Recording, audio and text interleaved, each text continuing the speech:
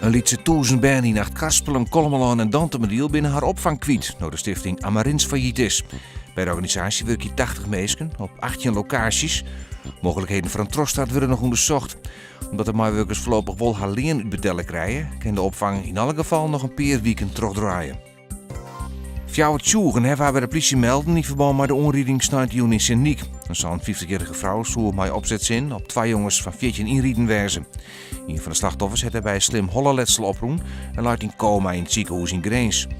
Uit een bloedproef heeft blijken in dat de vertochte geen alcohol hanteer. Doet we de vrouw verlaten aan de rechtercommissaris.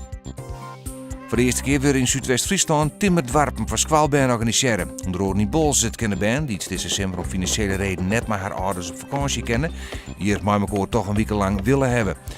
Buurtsportcoaches en een plaatselijke bouwmerk waren hier van financiële stiepen. De organisatie hoopt op een vervolg. Joen en vannacht een paar buien, het wordt 14 graden en er zit een matig en vrij krachtige zuidwestenwind. Morgen flinke periode met zinnen. Bij een paar buien wordt het dan 20 graden. De zuidwestenwind is morgen matig en vrij krachtig.